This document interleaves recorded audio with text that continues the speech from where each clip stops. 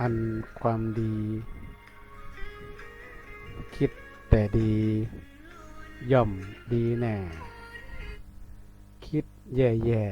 ๆแล้วจะดีมีที่ไหนความคิดดีจะอำนวยอวยพรชัยคิดสิ่งใดฮือพินิจคิดแต่ดีอันคำพูดแต่ดีย่อมดีนักอย่าหานฮักน้ำใจใครฮือหมองสีคิดจะพูดออกไปด้วยไมตรีพูดแต่ดีมีศักดิ์ศรีเป็นลักชัยอันจะทำแต่ดีจึงดีเลิศอย่าถลำไปทำชั่วมัวเหลวไหลทำแต่ดีย่อมดีนักลักทั่วไปทำสิ่งใดคิดย่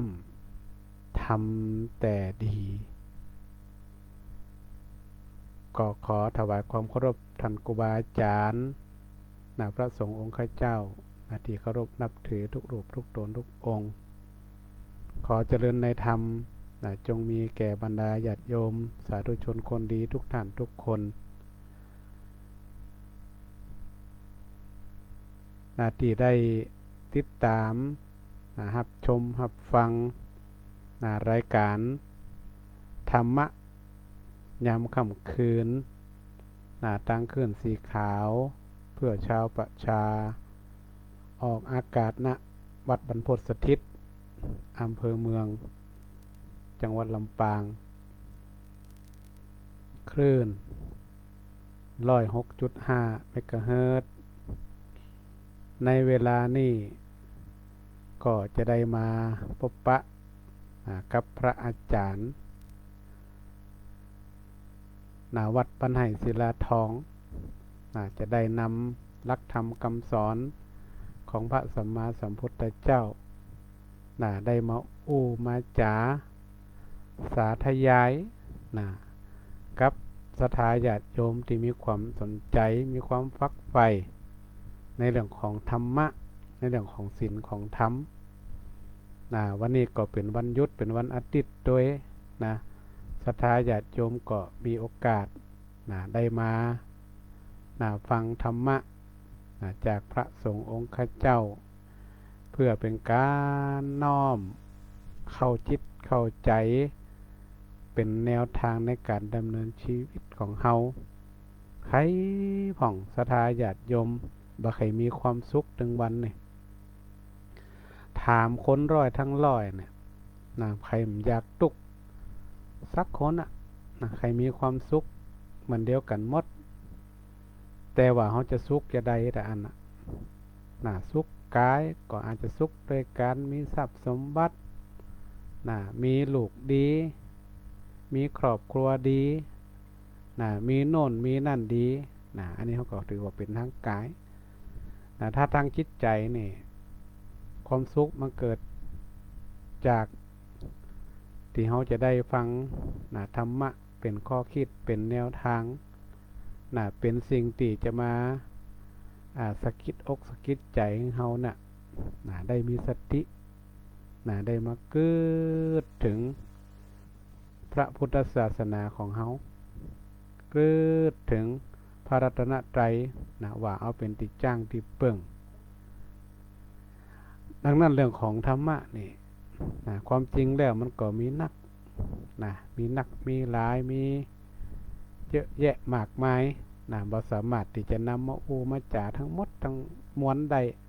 เขาก็จะทยอยกันเอามากันแต่น้อยเอาเพื่อให้ศรัทธาญาติโยมได้ฟังจากพระสงฆ์ตีหลากหลายที่ได้มาจัดรายการวิทยุคลื่นสีขาวแห่งนี้แต่ละรูปแต่ละตนก็มีลีลาการการจามีความแตกต่างกันไปแต่เป้าหมายที่สุดแล้วก็คือการเผยแผ่ธรรมะ เอาธรรมะของพุทธเจ้าเนี่ยก็คือยิบเปิดหรือว่ายิบออกมาจากคัมภีร์นะหรือว่ากัมปีนะคือเอาออกมาสู่สาธารณชนนะคือกับศรัทธาญาติโยมนะที่มีความสนใจนะเป็น FC ก็ดีหรือเป็นผู้ที่ได้มีนะความสนใจนะในด้านพระพุทธศาสนาก็ดีนะก็ถือว่าเป็นอีกงานหนึ่งของคณะสงฆ์นะที่จะต้องช่วยกันเผยแผ่คือกับศรัทธาญาติโยมศรัทธาญาติโยมนะก็จะได้ไปเผยแผ่ต่อนะเพื่อให้พุทธศาสนาของเฮานี่มีความเจริญรุ่งเรืองสืบต่อไปช่วงนี้ก็ใกล้นะถึงวันแม่ทางวันแม่เนี่ยก็ถือว่ามีความสำคัญนะถึงแม้ว่าแม่ของแผ่นดินนะพระองค์ท่านจะจากไปนะสมเด็จพระพันปีแต่ความเป็นแม่ของแผ่นดินเนี่ยก็ยังอยู่ในจิตในใจสถิตในดวงใจของพระสงฆ์นิกรชาวไทยทุกหมู่เหล่าเฮาก็ยังน้อมน้ำนึกถึงพระองค์ท่านอยู่ที่พระองค์ท่านนั้นได้ได้ทำอะไรอย่างน่าเยอะแยะมากมายคือกับลูกในแผ่นดินเฮานี่รวมถึงแม่ผู้บังเกิดเกล้าเฮาที่เฮาได้น้อมน้ำนึกถึงเปิ่นสมมุติคือว่าวันที่12สิงหาเนี่ยนะเป็นวันแม่เนี่ยสถาความจริงวันแม่เนี่ยคือมีทุกวันคือมีถึงวันดีที่สุดให้อยู่ในใจพ่อกับแม่นี่มีคนเดียวแต่อันในโลกเนี่ยพ่อแม่ผู้กำเนิดนี่นะจะหาคนอื่นเปรียบเสมือนนี่มันกระตึงใจยากแต่ก็อาจจะมีอยู่นะหมายถึงพ่อแม่คนที่2เนี่ยอาจจะมีอยู่แต่ว่าจะให้มันเหมือนพ่อแม่ที่ให้กำเนิดเพราะว่าถ้าเฮามีเปิ้นเฮาก็บ่ได้กำเนิดเกิดมาเป็นคนบ่ได้เกิดมาสร้างบุญกุศลบ่ได้เกิดมาสร้างคุณงามความดีบ่ได้เกิดมาเพื่อสร้างประโยชน์ให้กับสังคมมากมายอันนี้เฮาก็ต้องนึกถึงเปิ้นบางท่านบางคนก็อาจจะเอาดอกมะลิดอกไม้ไปไหว้ไปกราบแม่เนื่องในวันที่12ที่จะถึงเนี่ยแต่ความจริงแล้วเนี่ยการปลูกฝังการสอนลูกหลานตานเต้าเนี่ยนะกราบทุกวันดีที่สุดก่อนนอนก็กราบพระด้วยกราบพ่อกราบแม่ด้วยมันเป็นสิ่งที่สูงสุดของเฮาคืออยู่ในอกในใจเฮานี่ตลอดเวลาบางครั้งบางท่านบางคนเนี่ยพ่อแม่อาจจะจากไปแล้วเฮาก็ยังระลึกถึงเปิ้นได้อยู่เปิ้นมีพระคุณต่อเฮานี่โอ้ธรรมโอนี่มันถึงหมดสิ้นเดี๋ยวคิดว่ามีพระสงฆ์องค์เจ้าหลายรูปหลายตนหลายองค์เพิ่นคงจะได้นำมาโอมาจ๋าให้กับศรัทธาญาติโยมได้ครับฟังกันอยู่เรื่องของแม่เนี่ยแต่ว่าเกินให้ฮู้บ่ได้ว่าช่วงนี้ก็ใกล้ถึงวันแม่แล้วเฮาจะได้น้อมรำลึกถึงแม่กันอีกครั้งหนึ่งแต่ก็ขอให้อยู่ในใจตลอดไปแต่ให้แม่หนึ่งเนี่ยศรัทธาเฮาบ่เคยได้คือแม่น้ำมาเดี๋ยวนี้โอ้แม่น้ำหรือว่าน้องน้ำนี่มาแหมแล้วฝนตกหลายวันนี่บางตีบางแห่งบางหนนี่ก็โอ้ได้รับผลกระทบแหมละเต่าที่ดูข่าวดูคลิปนี่ก็รู้สึกว่าจังหวัดน่านที่เก่าที่เดิมเช่าเก่าปีแล้วเนี่ยถ้าจำบ่ผิดในเดือนมิถุนายนตอนนั้นยังไปอบรมที่จังหวัดน่านอยู่น้ำท่วมปีนี้มาสิงหาก็รู้สึกว่าจะเริ่มสูงขึ้นแหมแล้วศรัทธาญาติโยมเฮาก็คือกำลังใจกันเนาะน้องน้ำทั้งหลายนี่ก็ไปมานักให้เจนเอ็นดูเจ้าบ้านเอ็นดูวัดวาอารามในลำปางเขานี่ก็มีหลายตีรู้สึกว่าตีแถวตำบลแม่สุกบ้านแม่สุกอำเภอเจ้าโฮมก็ที่เห็นน้ำเข้ามานี่ให้กำลังใจกันพระสงฆ์องค์เจ้าก็ตั้งให้กำลังใจกันถ้าบ่ได้รับความเสียหายอย่างนักก็ช่วยกันได้ก็ช่วยกันไปเนาะแต่ถ้าเสียหายนักก็ต้องระดม ระดมคนระดมหลายๆอย่างเข้าของสิ่งของต่างๆปัจจัยต่างๆไปช่วยกันนะก็ละลายตีนะเจอปัญหาเรื่องน้ำนะก็ถือว่าเป็นฤดูกาลของเปิ่นนะอันนี้รู้สึกว่ามันจะเป็นตกตามฤดูกาลนะตอนที่ดูข่าวนี่รู้สึกว่าบ่เจอพายุเตี่ยนะบ่เจอพายุเตี่ยก็ยังเป็นตกตามฤดูกาลของเปิ่นอยู่นะก็ถือว่ายังบ่พอบ่พอต่อใดเหมือนพายุนะแต่ก็สร้างความเสียหายอยู่พอสมควรนะ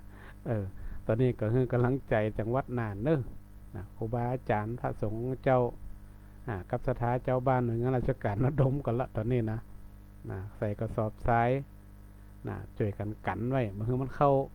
ในหมู่บ้านนะบ้านเฮานี่ยังแค้นน้อยนะตั้งในเมืองนี่มันพอต่อใดแต่น้ำช่วงนี้นะก็หันแหมตีหนึ่งบ่ฮู้จะแต่จะจริงแต่แถวอำเภอเถินก็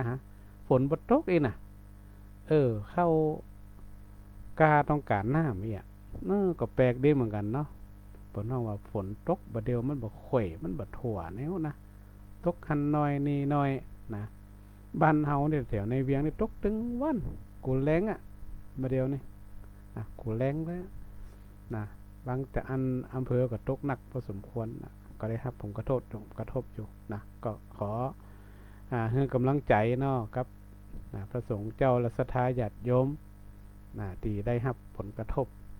กับน้ำยังเป็นน้ำในช่วงฤดูกาลอยู่ยังมีพายุมาเตี่ยจะได้ก็ขอให้น้องน้ำทั้งหลายไปฝั่งมานักเตี่ยเนาะเอ็นดูสงสารวัดวาอารามสงสารศรัทธาญาติโยมที่ได้รับผลกระทบปีแล้วก็เสียหายมันจะน้อยๆจังหวัดน่านนี่นะจะธรรมดาแล้วก็หลายจังหวัดด้วยลำปางก็มีหลายพื้นที่ปีที่แล้วเนี่ยก็คือกำลังอกกำลังใจอันไหนที่จะช่วยกันได้สงเคราะห์กันได้ก็ช่วยไปตามกำลังตามเจตนาที่เขาจะช่วยกันได้ไปแต่ที่จะมาอู้กันวันนี้เนี่ยศรัทธาญาติโยมก็จะได้นำชาดกเรื่องหนึ่งได้มาอู้มาจ๋าเพราะว่าอย่างเพราะมันเกิดเกี่ยวกับเรื่องราวที่มันเกิดขึ้นเมื่อวัน2 วันที่ผ่านมาเนี่ยเกี่ยวกับเรื่องของที่มีเหตุเกิดในโรงเรียนหนึ่งในจังหวัดนนทบุรีเนี่ยที่ได้เกิดความสูญเสียเกิดความเสียหายบ่ใช่ว่าเสียหายเฉพาะชีวิตและทรัพย์สินหรือสูญเสียแค่นั้นแต่มันกระทบไปถึงจิตใจของคนทั่วประเทศทั่วประเทศเลยอันไหนที่มันยังบ่เคยเกิดขึ้นมันก็เกิดขึ้นในเมืองไทยของเฮาเนี่ยหลายท่านหลายคู่หลายคนเขาก็ได้มาวิเคราะห์มาสังเคราะห์กันหลายๆหน่วยงานก็ต้องหาวิธีในการป้องกันตอนนี้นี่ต้องหาวิธีป้องกันเพราะว่าตอนนี้มันแก้ไขยังบ่ได้ละก็ป้องกันเอาตอนนี้เฮาบ่วิจารณ์บ่ไปโทษไผว่าผิดไผถูกเน้อศรัทธาญาติโยมมันต้องไปว่าคนนั้นผิดคนนี้ถูกแต่เฮาจะป้องกันจะได้เฮาเริ่มจากไหนเฮาจะได้ที่มันจะเด็กเยาวชนของเฮาเนี่ยได้เข้าใจเรื่องศีลเรื่องธรรมเข้าใจเรื่องธรรมะซึมซับสิ่งเหล่านี้เนี่ยเขาได้เข้าใจเรื่องนี้นักเฮาในฐานะที่ชาวพุทธก็ให้เขาเข้าใจเรื่องหลักของชาวพุทธของเฮาถ้าเป็นศาสนาอื่นก็ให้เปิ่นปฏิบัติตามหลักศาสนาของใครของมันมันก็จะดีมันอาจจะเหตุการณ์เนี่ยอาจจะเบาลงคิดว่าต่อไปเนี่ยกระทรวงหรือหน่วยงานที่เกี่ยวข้องก็ต้องมาหารือกันมาหารือหาแนวทางกันเพราะว่ามันบ่ได้เกิดขึ้นครั้งแรกเหตุการณ์ลักษณะจะมันเกิดขึ้นแล้วบ่ว่าจะเป็นในเมืองไทยหรือว่าต่างประเทศสาเหตุเกิดจากอย่างนี้วันนี้เขาจะบ่ได้นำมาอู้ตรงนี้เพราะว่าช่วงนี้เขาก็ขอไว้อาลัยกับผู้ที่จากไปครูบาอาจารย์รู้สึกว่าจะมีท่านรองผู้อำนวยการท่านหนึ่งแล้วก็ครูบาอาจารย์แฮมหลายท่านที่ได้เสียชีวิตในเหตุการณ์นี้รวมถึงนักเรียน ที่ได้เสียชีวิตไปเหตุการณ์แบบนี้นี่คิดว่าทุกโรงเรียนก็ไม่อยากให้มันเกิดนะการป้องกันนี่มันก็จัดยากแต่ว่าต่อไปเนี่ย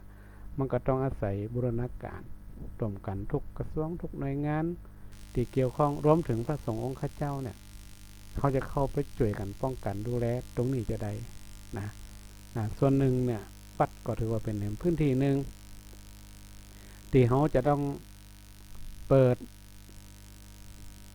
ให้กับเล็กละอ่อนเนี่ย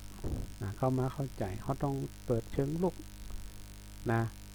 ละอ่อนบ่มาวัดเขาก็ต้องโตยไปโรงเรียนท่านโรงเรียนไปโรงเรียนก็โตยไปบ้านเลยสมัยนี้มันต้องเป็นจะอันศรัทธาญาติโยมก็ต้องบนหอลุกเข้าไปถึงบ้านถึงจองถึงโรงเรียนสถาบันการศึกษาพระสงฆ์เขาก็ต้องช่วยกันมันเจหันสังคมมันเกิดขึ้นอย่างนี้เขาก็ต้องช่วยศรัทธาญาติโยมวัดวาอารามเขาก็ต้องเป็นที่ปึ่งตั้งอกตั้งใจอยู่แล้วเขาก็ต้องไปเป็นที่ปึ่งด้านความคิดด้านอย่างต่างๆว่าแนวทางเขาจะได้ที่ว่าจะให้เล็กละอ่อนของเขาเนี่ยเป็นเด็กเยาวชนที่ดีแต่ถามว่ามันจะทั้งหมดก็อย่างน้อยก็ยังดีดีกว่าห้องได้อย่างนั้นได้ทำอย่างปีวัดนี่ก็พยายามพยายามเปิดศูนย์วันอาทิตย์เปิดให้ละอ่อนเข้ามาวัดมาวาเนี่ยศูนย์วันอาทิตย์ที่เปิดในวัดนี่มันบ่แข่งมีละมันมีน้อยนักเรียนทั้งน้อยก็บ่เป็นอย่างอย่างน้อยที่สุดเขาก็เอาละอ่อนเข้ามาวัดมาใกล้ชิดพระรัตนตรัยกับพระไหว้พระสวดมนต์หนังสมาธิเล็กๆน้อยๆก็ยังดีก็ยังดีกว่าที่เขาบ่ได้สนใจบ่ได้เข้ามาอีกนี่ก็เป็นเรื่องหนึ่งที่มันน่าจะไปคบคิดเรื่องการตั้งวงตั้งวงอู้กันทุกหน่วยงานที่เกี่ยวข้องต้องช่วยกันรวมถึงสถาบันสงฆ์ต้องช่วยกันเขามีพระสอนศีลธรรมทั่วประเทศเขามีพระสงฆ์เป็น200,000 รูปเขาจะมีส่วนจะได้ที่จะไปช่วยกันดูแลให้กำลังใจแก้ปัญหาต่างๆและรวมถึงการป้องกันที่มันจะเพื่อมันเกิดขึ้นใครกับวิญญาณสูญเสียบุคลากรครูบาอาจารย์ก็ถือว่าเป็นบุคลากรที่สำคัญที่จะได้อบรมสั่งสอนเล็กละอ่อนลูกหลานเขาเนี่ยคือเป็นคนดีหมดรวมถึงละอ่อนที่บ่ได้เกี่ยวข้องได้เสียชีวิตเขาก็ให้กำลังใจซึ่งกันและกันก็ขอแสดงความเสียใจกับผู้ที่ได้สูญเสียแล้วก็ขอไว้อะไรกับผู้ที่จากไปรวมถึงกำลังใจกับคนที่สูญเสีย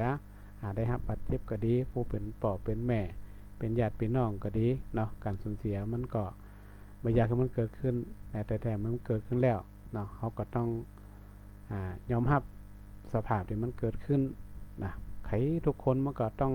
เกิดเหมือนเดียวกันเกิดลักษณะอย่างนี้เดียวกันแต่ว่าเหตุการณ์นี้ก็ถือว่าเป็นเหตุการณ์สะเทือนขวัญก็ขอให้กำลังใจกับทุกท่านที่ได้รับผลกระทบรวมถึงหน่วยงานที่เกี่ยวข้องโดยตรงก็คือเกี่ยวกับการศึกษากระทรวงศึกษาท่านก็บ่ได้นิ่งดูได้ท่านก็หาวิธีพยายามหาแนวทางหาวิธีการที่จะได้ป้องกันในอนาคตอยู่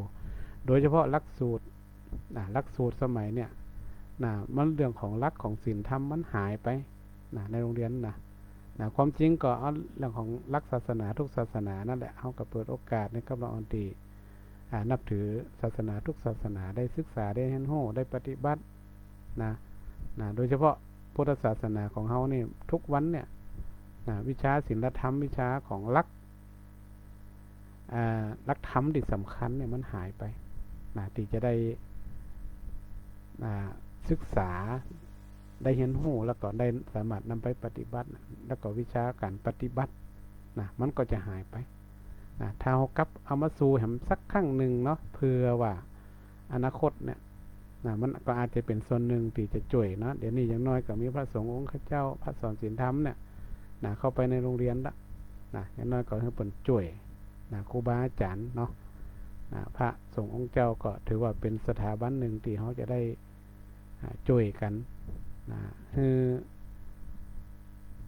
คนไทยเขาทุกคนเนี่ยเป็นคนดีอยู่ด้วยกันยังมีความสุขช่วยกันดูแลลูกหลานของเขาคือได้หู้รักปฏิบัติในเรื่องของศาสนาแต่ละศาสนาด้วยแล้วชาวพุทธเขาก็เหมือนกันต้องเข้าใจเรื่องศาสนามันอาจจะเป็นวิชาที่อาจจะบัดถึงขนาดที่จะต้องมีความสำคัญที่สุดแต่ว่ามันเป็นสำคัญเกี่ยวกับจิตใจศาสนาเนี่ยมันเกี่ยวกับจิตใจมันอาจจะบ่ได้นำเอาไปสอบเข้าหันเข้านี้ได้โดยตรงแต่ว่ามันเป็นเรื่องของจิตใจถ้าเขามีแนวทางมีหลักอย่างน้อยหนึ่งมันก็จะเนี่ยคือถ้าเขาเข้าใจเรื่องของหลักศาสนาเนี่ยเขาก็สามารถที่จะเอามาปรับใจในชีวิตประจำวันได้เวลามีปัญหาเกิดมีปัญหาอย่างต่างๆเนี่ยมันก็สามารถที่นำมาใจได้เลยหลักธรรมะเนี่ยหยิบมาใจได้ตลอดเวลา24 ชั่วโมงถ้ามีปัญหาอย่างปุ๊บสามารถหยิบมาจับได้ถ้าหูรักเรื่องหยังเข้าใจเรื่องหยังเขาก็สามารถนำมาใจได้โดยเฉพาะเรื่องของศีล 5เนี่ยก็เป็นเบื้องต้นละถ้าเขาเข้าใจเขาก็สามารถถ้ามีปัญหานั่นปัญหานี่มาเขาก็สามารถหยิบยกมาใจได้แต่ว่าเรื่องวันนี้เนี่ยที่จะมาเกี่ยวกับชาดกก็อาจจะมีความเกี่ยวข้องโดยอาจจะไม่ได้ตรงทั้งหมดแต่ก็จะเป็นแนวทางแนวคิดเตือนใจครับทุกท่านทุกคนที่เขาได้ดูข่าวดูอย่างแล้วเนี่ยจะได้เอาไปปรับใจประยุกต์ใจในชีวิตประจำวันของเขาต่อไปสำหรับชาดกวันนี้เนี่ยจะเอาเรื่องที่มีชื่อว่า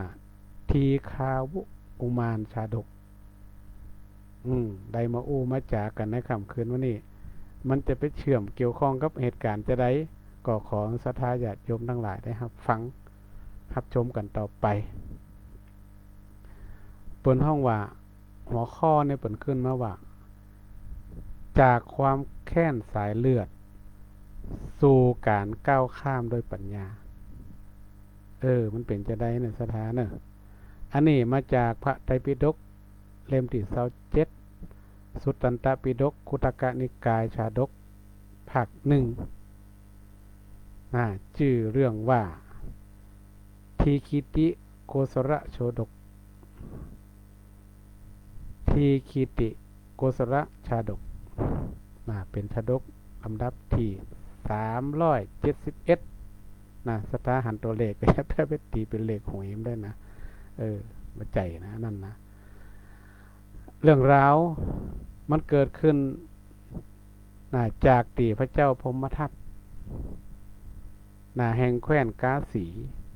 ได้ยกทัพมาตีแคว้นโกศลจนแตกพ่ายพระเจ้าทีคิติโกศลราชและพระมเหสีเนี่ยก็จะต้องปลอมตัวเป็นเจ้าบ้านไปซ่อนอยู่ในเมืองของศัตรูยังบ่ปอเปิ่นได้ไปกำเนิดพระโอรสชื่อว่าทีฆาวุกุมารอันนี้ไปเกิดในเมืองของศัตรูก็เข้าใจว่าคงจะอยู่ในแคว้นกาสีละเพื่อที่จะไปปฏิบัติที่ไหนไม่ปลอดภัยก็คือเป็นที่ปลอดภัยเนาะถ้าถูกขออภัยนะโยมหมายว่าที่ไหนที่ว่ามันน่าจะอันตรายก็เหมือนกับที่เป็นที่ปลอดภัยเพิ่นก็พยายามจะซ่อนตัวไปอยู่ในนั้นจนกำเนิดพระโอรสชื่อว่าทีฆาวุกุมารแต่อยู่ได้เหมือนนานศรัทธาญาติโยมพระเจ้าพรหมทัตนี่เปิ่นสืบหาตัวกะสืบไปสืบมาจนฮู้ว่าพระราชากับพระมเหสีเนี่ยได้ปลอมตัวเป็นเจ้าบ้านมาอยู่เนี่ยตัวก็เลยจับตัวมาได้กะแน่นอนที่สุดโทษเนี่ยนะประหารชีวิตในสมัยนั้น ก็จะเอาไปประหารชีวิตเพราะว่าเป็นเมืองที่ศัตรูกันแล้วก็ปลอมตัวเขามาอยู่บ้านเปิ่นตัวนะเนาะระหว่างที่จะเอาไปประหารชีวิตเนี่ยก็ได้เดินทางไปติดร้านประหารที่คาวุกุมารน่ะก็เป็นเริ่มเป็นหนุ่มแล้วนะขึ้นเป็นหนุ่มละโอ้ถ้าจะอยู่เมืองพอสมควรนะอยู่ในเมืองนี่นะก็จะจับได้ก็จะหู้ว่าเป็นไข่เนาะที่ค้าปุกุมารก็ได้เดินปะปนอยู่ในผงชนนะได้จังหวะนั่นเนี่ยพระบิดาที่เปิ้นจะนำไปร้านประหารเปิ้นไปหันใส่พอดีน่ะหันใส่ลูกเปิ้นน่ะเนาะหันที่เขาปุ๊น่ะ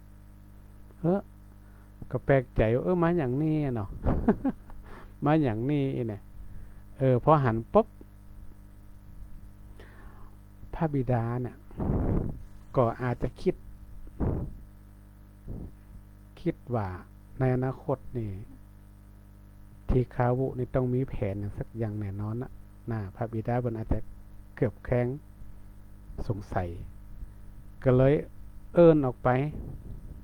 นะก็อาจส่วนหนึ่งก็อาจจะคิดว่าโอ้ใกล้จะไปถึงแดนประหารแล้วเนี่ยก็คือถ้าภาษาบ้านเฮาก็จะตายละ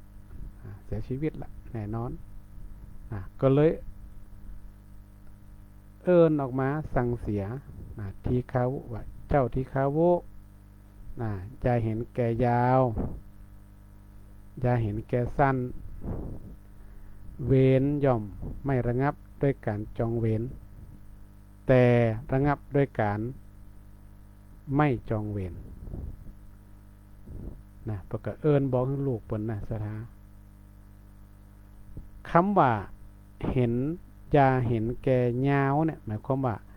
อย่าผูกเวรไว้ยาวไปเมินนำไปโอ้บางคนนี่ปะโท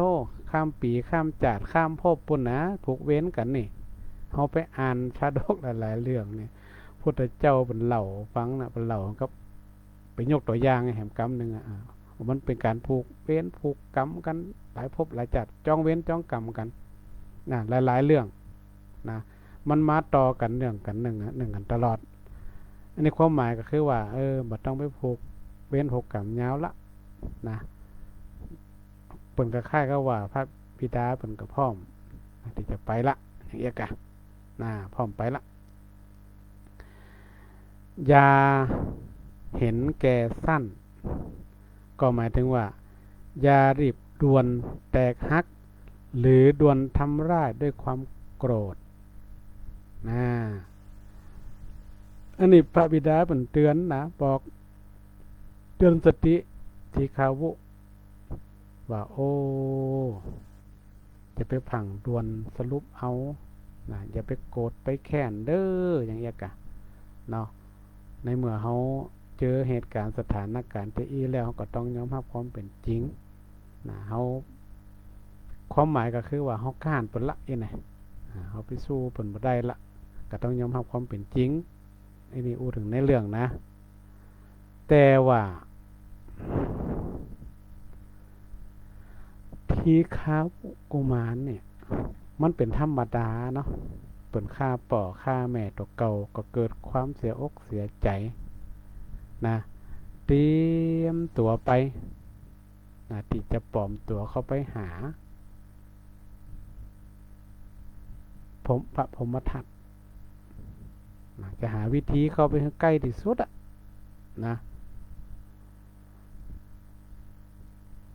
ก็พยายามแปลงตัวเข้าไปเรียนดนตรีฝึกจนได้ทำงานในวังเป็นคนขับร้องบรรเลงเพลงใกล้ชิดพระเจ้าพรหมทัตจนกษัตริย์ก็คือพระเจ้าพรหมทัตเนี่ยโอ้ทรงโปรดปรานก็คิดว่าน่าจะเป็นคนหนึ่งที่ได้บรรเลงเพลงอย่างต่างๆนี่ม่วนคนชอบคนหมถ้าเป็นสมัยเดียวเขาก็ห้องว่า ไอดอนอีน่ะ ไอดอนเป็นแบบเป็นอย่างโอ้มีชื่อเสียงอย่างเอี้ยกะนะอันนี้ในเมื่อกษัตริย์โปรดปรานน่ะเป็นคนใกล้ชิดแล้วเนี่ยโอ้ตึงตั้งให้เป็นมหาดเล็กคนสนิทดอกที่เขาวุนี่มีความพยายามสูงมากแล้วที่อยากจะเข้าไปใกล้ที่สุดนะจนได้เป็นมหาดเล็กคนสนิทของพระเจ้าพรหมทัตวันหนึ่งพระเจ้าพรหมทัตเนี่ยเสด็จประพาสป่าโดยมีทีฆาวุกุมารเนี่ยเป็นคนขับรถม้าพระราชาเนี่ยทรงเหน็ดเหนื่อยจนบรรทมรับไปซึ่งรับนี่มันจะรับที่ไหนนะรับบนตักของทีฆาวุกุมาร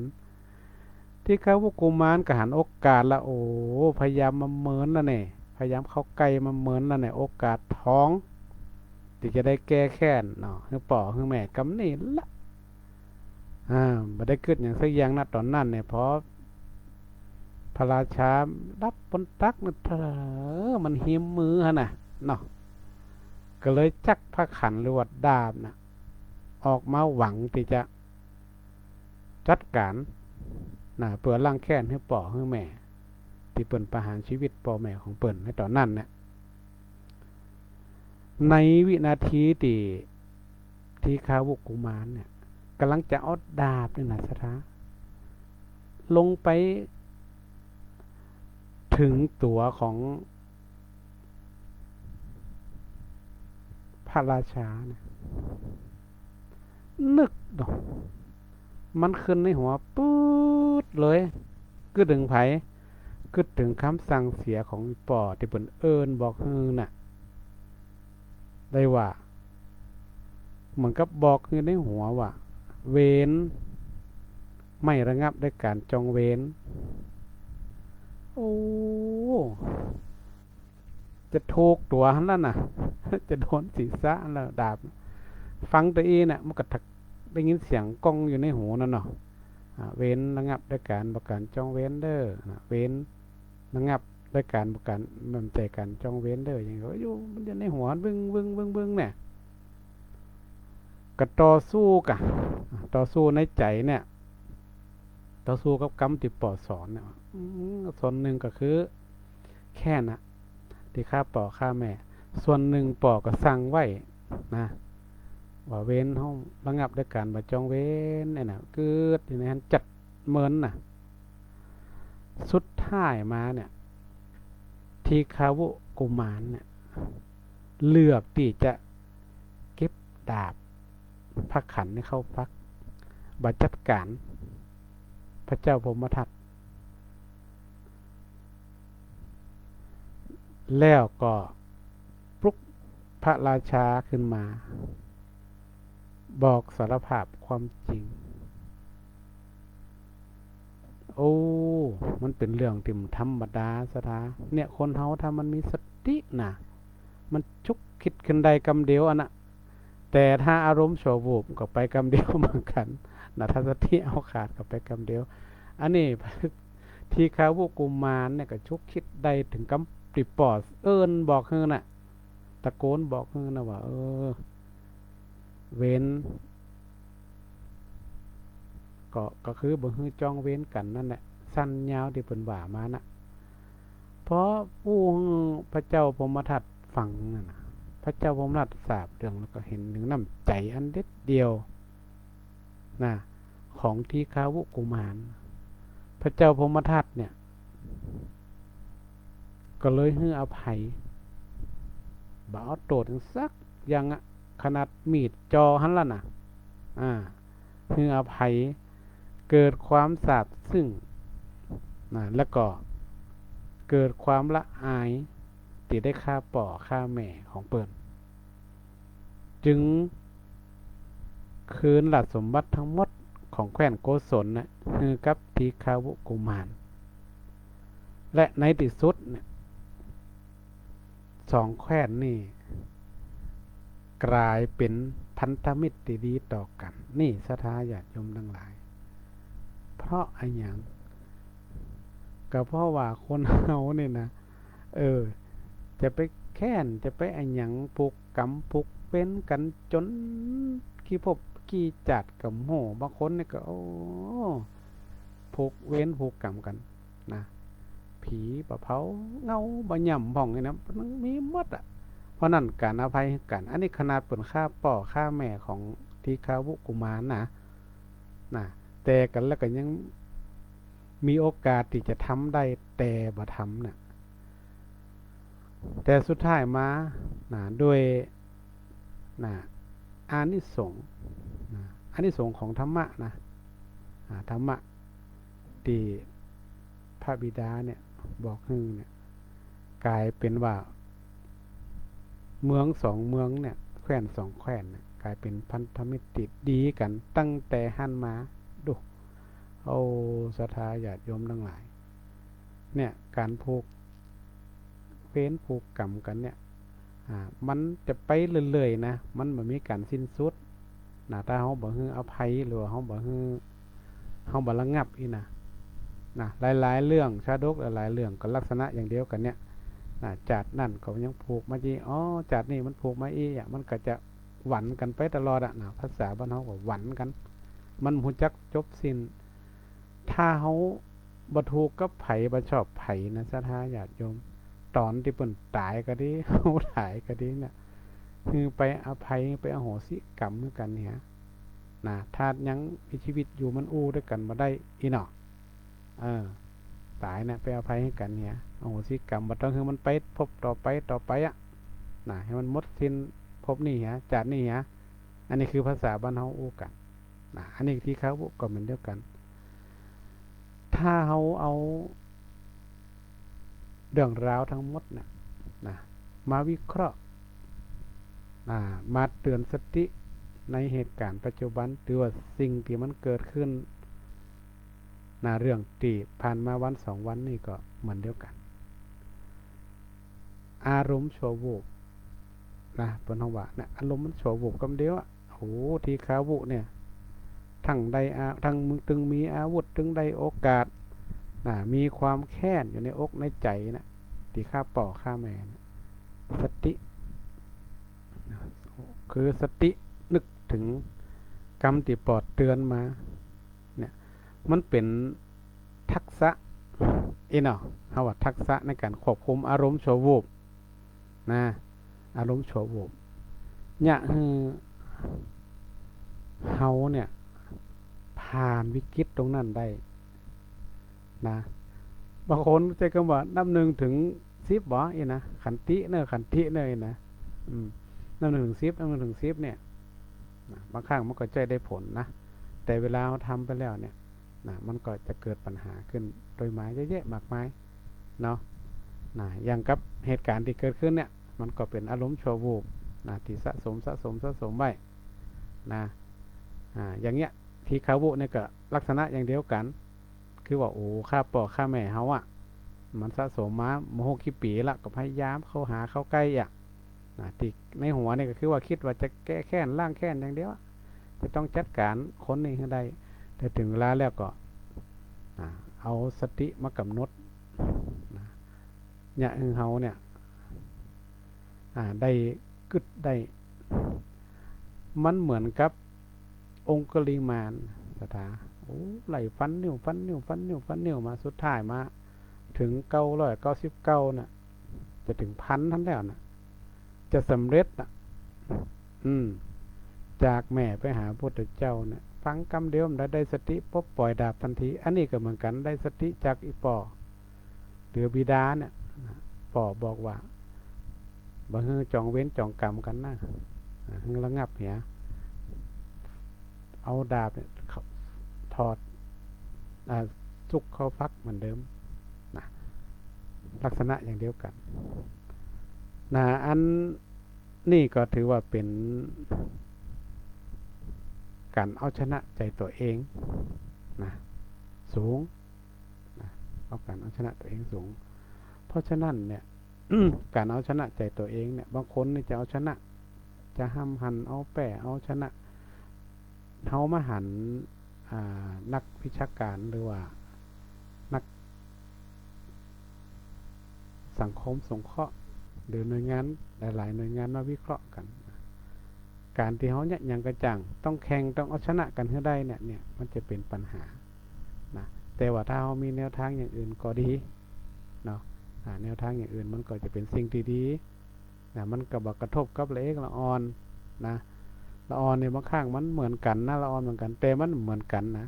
เขาต้องเข้าใจละอ่อนเหมือนกันแต่มันบ่เหมือนกันนะเขาจะคิดว่าละอ่อนก็คือเหมือนกันหมดมันก็บ่ใช่นะเขามาสังเกตพอสมณเณรบวชใหม่เนี่ยเขาก็มาเป็นละอ่อนมานั่นแหละสถา เขาก็เป็นละอ่อนมาจู่ๆมาบวชผ้าเหลืองมาสวมปุ๊บเขาจะให้เขามาแบบ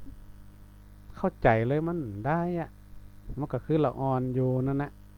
ความเป็นละอ่อนมันก็มีอยู่แต่เขาจะต้องเตือนสติเขาตลอดว่าตอนนี้เขาเป็นจังเป็นหยังเขาก็มองย้อนไปว่าเนาะเขาก็เป็นละอ่อนอยู่เขาก็มองย้อนไปถึงละอ่อนที่เป็นคนบ้านนะมันเป็นการปลูกฝังมาตั้งแต่น้อยอย่างที่ตมาว่าเนี่ยละอ่อนที่มาเฮียนวัดเนี่ยป .1 ป .2 ตมาก็มาเฮียนเขียนหนังสือได้ผ่องอันได้ผ่องอันก็เป็นหยังเขาเอามาปลูกฝังเขาไว้มาปลูกฝังเขาไว้เขาก็สอนไปด้วยแนะนำไปด้วยถ้าละอ่อนเนี่ยน้อยๆถ้าเขาได้ฟังได้ฝึกได้ปฏิบัติในสิ่งที่ดีเนี่ยมันก็จะเป็นสิ่งที่จดจำเขาไปเรื่อยๆแต่ถ้าตรงกันข้ามละอ่อนที่มันฟังสิ่งที่บดีปลูกฝังในสิ่งที่บดีจากไหนมาก็แล้วแต่เนี่ยมันก็จะจำสิ่งนั้นไปตลอดไปหาคนนั่นก็ว่าให้คนนี้ก็ว่าให้เนี่ยคือละอ่อนทุกคนเนี่ยมันก็หมายถึงว่า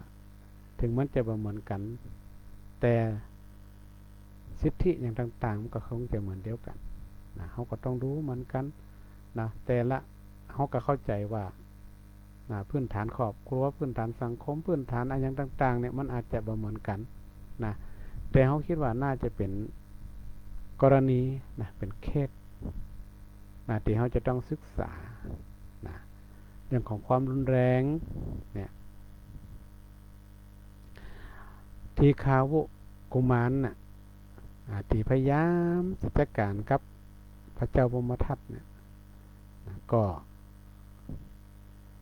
คือคิดมันรุนแรงมาตลอดอยู่แล้วแต่สุดท้ายมาก็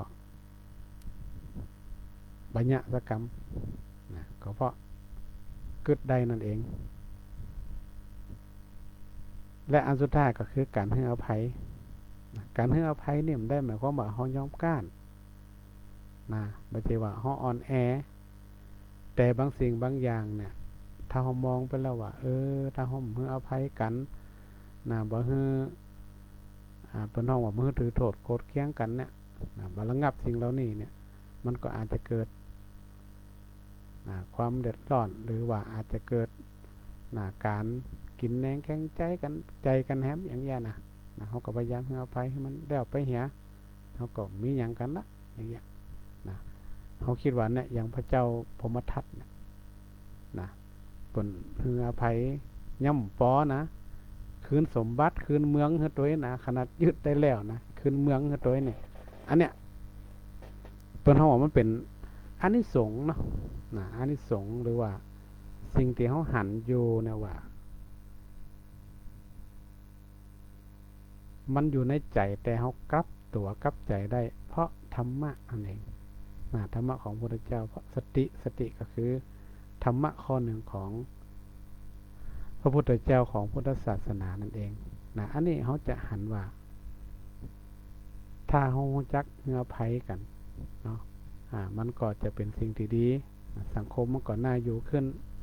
บดีไปโกรธไปเขียนได้ไปวิพากษ์วิจารณ์คนนั่นคนนี้ในตั้งเสียหายในตั้งบดีบดักมามันก็จะลำบากการอู้การจ้านี่ก็เป็นเรื่องสำคัญรวมถึงการที่เขาจะอู้จ้ากับลูกกับเต้าก็ต้องอู้ในสิ่งที่ให้เขาเข้าใจแล้วก็ใจรักเหตุผล ให้เขาฟังหลายท่านหลายคนนะก็มาบ่นให้ฟังว่า ลูกข้าเจ้าในติดโทรศัพท์เนี่ยนะมันเป็นโรคชนิดหนึ่งนะแต่มาว่าก็ยังว่าเล่นนะมันเป็นยาเสพติดชนิดหนึ่งนะเป็นสิ่งเสพติดชนิดหนึ่งโทรศัพท์นี่ละอ่อนถ้าได้ติดแล้วก็ติดแตะถึงบ่สวะบ่ปล่อยบ่วางกินข้าวก็กำอยู่หั่นน่ะนะกินกำพอกำเคียกำมันเป็นสิ่งเสพติดนี่แหละความจริงน่ะถ้าเราต้องเริ่มตั้งแต่น้อยๆนะสถาเริ่มตั้งแต่น้อยๆมานะแบ่งเวลาให้ถูกนะถามว่าห้ามได้ก็มันบ่ได้เพราะมันเป็นยุคของเขาแต่เราแบ่งเวลาให้เขานะจะเล่นต่อใดจะรับกี่โมงมาค่ำมาคืนเนี่ยเขาก็ต้องอธิบายเหตุผลเหตุผลอันนี้หมายถึงต้องตั้งแต่น้อยมาน่ะมันจะใหญ่มาแล้วนี่จะลำบากนะตั้งแต่น้อยมาคือทุกอย่างเนี่ยเราอ่อนเด็กเยาวชนทุกอย่างเนี่ยถ้าเขาปลูกฝังถ้าเขาสอนถ้าเขาบอกกล่าวเขาตั้งแต่น้อยมาเนี่ยแนะนำสิ่งที่เขาเข้าใจนะบางคนนี่ลูกให้ลูกงองแงมากอะเอาโทรศัพท์เหียตับปิ้งเอาละใหญ่มากกับยามแล้วกับเนี่ย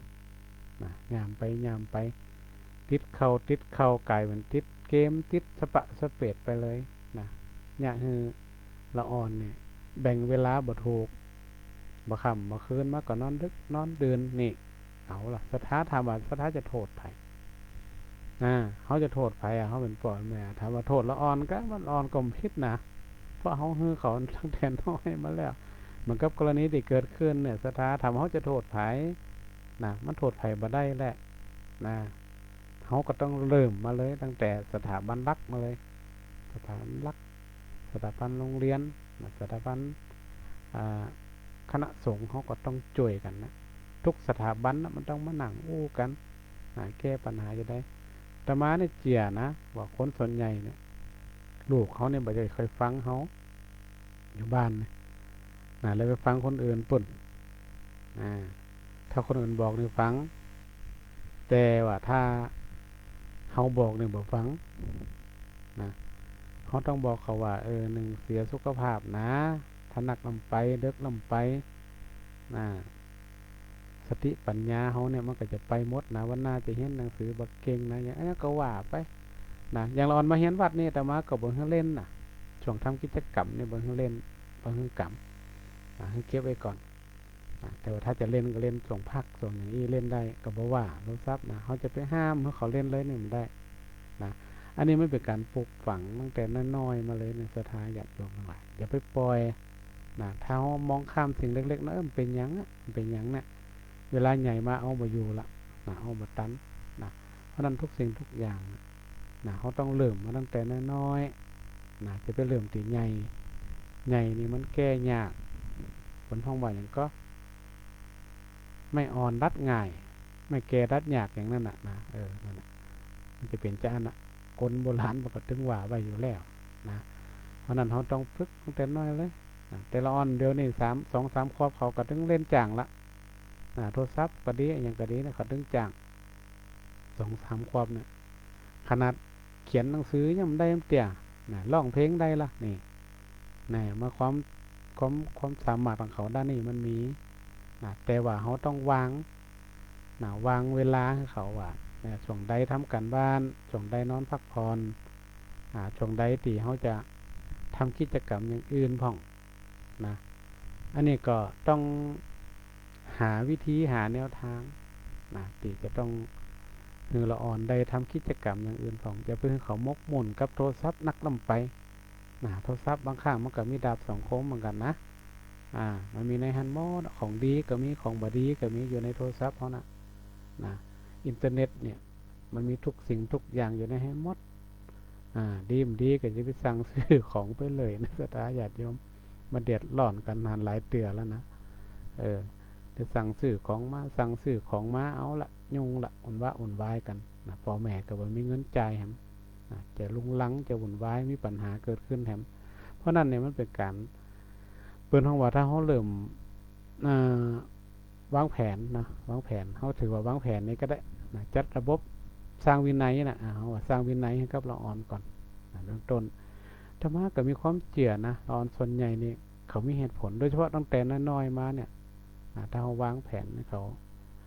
จัดระบบสร้างวินัยให้เขาตั้งแต่น้อยมาเนี่ยการเล่นโทรศัพท์เนี่ยเขาก็บ่ห้ามเล่นแต่เขาจะได้ให้เขาเล่นเป็นระบบนะบ่ให้เขาเสียการเรียนบ่ให้เสียสุขภาพเนี่ยเขาจะจัดระบบจะได้เขาจะอู้กับเขาจะได้แม้แต่ครูบาโรงเรียนเนี่ยส่วนมากเขาจำให้เอาไปละโทรศัพท์เนี่ยส่วนใหญ่นะเอาไปแต่เขาก็บ่ให้เล่นเขาจะเก็บไว้หมดแต่เขาก็อยู่ได้ธรรมะก็แปลกเหมือนกันนะแต่อยู่บ้านนี่โหเล่นตลอดเวลาแต่อยู่โรงเรียนนี่ครูก็ต้องเก็บมันเป็นไปมันได้หรอกถ้าไปหนังเฮียนตัวเขี่ยโทรศัพท์ไปตัวนะมันจะเอาสมาธิที่ไหนมาหรือว่าจะเอาสมองที่ไหนมาจำการเฮียนนะอันนี้อาตมาเองก็มีความเชื่อนะว่าครอบครัวเนี่ยสถาบันเบื้องต้นเขาเนี่ยถ้าเป็นละอ่อนน้อยลองจัดระบบของเขาพอแต่บดีไปบังคับไปด่าไปว่าแบบแห้งๆใส่เนี่ยความรุนแรงเนี่ยมันบดีเดี๋ยวก็ จะเกิดเหตุการณ์ดังกล่าวนะเกิดขึ้นอีกเพราะนั้นเขาจังจ้าให้เขาเข้าใจเนาะคือเขาเข้าใจว่าละอ่อนในปัจจุบันเนี่ยอยู่กับปู่กับย่ากับตากับยายเป็นส่วนใหญ่ที่จะอยู่กับพ่อกับแม่เพราะอะไรอย่างเพราะวัยมันห่างกันวัยมันห่างกันปุ๊บเนี่ยความเข้าใจละอ่อนเนี่ยมันมีน้อยละอ่อนคิดยังละคนใหญ่คิดยังนั่นเรื่องของการเปิดใจให้กว้างในปัจจุบันนี่ต้องเปิดใจให้เขาด้วยเหมือนกับนักวิชาการมาหลายท่านหลายคนแม้แต่สถาบันในโรงเรียนก็เหมือนเดียวกันว่าบางครั้งเขาก็ต้องเปิดใจถามละอ่อนพ่องเป็นได้พ่องมาเฮียนสบายดีก็ ม่วนก็มีความสุขก็มันต้องเปิดใจถามเขาด้วยถ้าเขาเสนอเนี่ยอย่างต่างๆเขาก็ฟังเขาด้วยในครอบครัวเขาก็เหมือนกันลองเปิดใจตั้งกฎกติกาในครอบครัวเขาแล้วเสนอกันเองถ้าเปิดใจต่างคนต่างเปิดใจนี่ละอ่อนเขาก็จะมีความเชื่อมั่นเขาความเชื่อมั่นเขาแต่ละอ่อนแต่ละไว้นี่มันจะมีความเชื่อแตกต่างกันถ้าเป็นละอ่อนน้อยก็เชื่อพ่อเชื่อแม่นี่เนาะใหญ่มากน้อยก็เชื่อครูบาอาจารย์แหมน้อยมากก็จะเชื่อเพื่อนแหมน้อยมากก็เชื่อตำราแหมน้อยมากก็จะเชื่อตัวเก่า เอาตัวเก่าเป็นหลักนะมันจะไวของมันจะเปลี่ยนไปเรื่อยๆอย่างเงี้ยอันนี้สถาต้องเข้าใจด้วยนะเข้าใจว่าวัยของคนเฮาเนี่ยมันมีความแตกต่างถ้าเราอ่อนน้อยๆเนี่ยแน่นอนพ่อแม่ว่าจะได้จะเนี่ยมดเนี่ยเฮาก็จะสร้างวินัยตั้งแต่น้อยมาเลยสร้างวินัยมาตั้งแต่น้อยๆที่มันเจียบพ่อเจียบแม่นี่แหละสร้างมาเชื่อโดยที่ไม่บังคับเกินไปพ่อแม่บางคนนี่ขีดเส้นไว้ให้เราอ่อนก็มีอย่าไปขีดเส้นไว้ต้องได้สอบต้องเรียนหมอต้องเรียนวิศวะต้องเรียนต้องจบนั่นจบนี่เขาต้องขีดเส้นยิ่งเราอ่อนปัจจุบันนี่คือเขาใจความสามารถของตัวเก่าในการที่จะแสดงศักยภาพของตัวเก่าเนี่ยให้ออกมาเขาจะมีความสุขเขาจะมีความสุขในการเรียนแล้วก็จะประสบผลสำเร็จด้วยเราอ่อนมัธยมนี่ส่วนมากจะเจียบเพื่อนถ้าเราอ่อนน้อยๆเนี่ยเจียบพ่อแม่อ่อนประถมเนี่ยเจียบครูบาอาจารย์ลองไปเตะโรงเรียนครูบอกอย่างเงี้ยเมื่อละพ่อแม่นี่บ่ฟัง อ่อนประถมนะถ้ามัธยมนี่เปื่อนส่วนมากจะเอาเปื่อนว่าจะฟังเปื่อนนักกว่าคนอื่นถ้าระดับปริญญาปริญญาตรีนี่ก็ยังเจียแบบตำรับตำราอยู่แต่ถ้าสูงก็นั้นไปนี่จะเจียดอกเก่าว่าละ อันนี้ก็ตามลักแนวคิดสถาตามแนวคิดความเจียของแต่ละวัยเนี่ยมันจะมาเหมือนกันตีมานี่เพราะว่าอยากให้ผู้เป็นพ่อเป็นแม่ผู้ปกครองก็ดีเนี่ยแล้วปลูกฝังละอ่อนเนี่ยเรื่องการเล่นโทรศัพท์ก็ดีอย่างก็ดีเนี่ยเขาปลูกฝังตั้งแต่น้อยๆตอนที่เขาเจียบพ่อเจียบแม่เนี่ยแหละปลูกฝังตั้งแต่นี้มาเลยสอนเขา เนี่ยจะอันนี้ดีอันนี้ไม่ดีอันนั้นถูกอันนี้ผิดนะแล้วเขาก็ต้องเป็นตัวอย่างให้เขาตัวอันเขาจะย้อนถามเขานะเขาต้องเป็นตัวอย่างเป็นแบบอย่างดีๆให้เขาตัวนะมันก็จะละอ่อนก็จะไปตามของเขาอะนะเพราะใหญ่มาเขาก็จะได้เกิดถึงเนี่ยตึกถึงที่คาวุเนี่ยที่จะเนี่ยขนาดจะฆ่าคนเนี่ยแต่เกิดถึงคำสอนของปอที่บอกคือเนี่ยอันนี้ก็เป็นเรื่องราวนะที่สะเทือนอกสะเทือนใจนะเกิดขึ้นในสังคมไทยเขาเห็นเรื่องหนึ่งที่มันเกิดขึ้นในขณะนี้เนี่ยเนาะนั่นเขาก็เอาเคสเอากรณีศึกษาเราเนี่ยมาศึกษากับย้อนมาถึงตั้งแต่สถาบันครอบครัวสถาบันการศึกษาสถาบันทุกสถาบันหน่วยงานที่เกี่ยวข้องเนี่ยก็ต้องกลับมาคิดนะว่าเขาจะเนี่ยจะได้กับละออนรุ่นใหม่เนี่ยเขาจะป้องกันจะได้เขาจะมีวิธีการจะได้นะก็เป็นเรื่องของหมู่เฮาทั้งหลายเนี่ยนะจะต้องช่วยกันหมดนะช่วยกันทุกสถาบันทุกหน่วยงานที่เกี่ยวข้องต้องช่วยกันหมดมันจะเป็นหน้าที่ของคนใดคนหนึ่งนะเดี๋ยวจะต้องช่วยกันให้ละออนของเฮาเนี่ยเติบโตมาอย่างมีความสุขเติบโตมาอย่างมีความมั่นใจเติบโตมาให้เขาสำเร็จเพราะว่าสำเร็จตามที่เขาต้องการอันนี้คิดว่าทุกคนต้องการอยู่แล้วสิ่งเหล่านี้แต่เขาจะช่วยกันจะได้จะทำจะได้นั่นนะก็ต้องอาศัยอย่างที่กล่าวมาเบื้องต้นนะวันนี้ก็ต้องขออนุโมทนาเนาะกับศรัทธาญาติโยมทุกท่านนะแล้วก็ขอให้กำลังอกกำลังใจนะกับผู้ที่ได้สูญเสียบุคคลสำคัญด้วยนะแล้วก็อนุโมทนากับศรัทธาญาติโยมที่เป็นFC ได้ติดตามได้รับฟังประสงค์ของข้าเจ้าทุกรูปทุกตนก็จะได้นำหลักธรรมเหล่านี้ไปกับใจในชีวิตประจำวันของเขาเพื่อให้ครอบครัวสังคมชุมชนและสถาบันต่างๆรวมถึงคนในประเทศชาติบ้านเมืองนั่นเกิดสันติสุขมีความสุขเหมือนกันทุกท่านทุกคนก็ขอให้ทุกท่านมีอายุวันนะสุขะภระปฏิภาณรักษาสมบัติยิ่งขึ้นไปทุกท่านทุกคนด้วยเทอ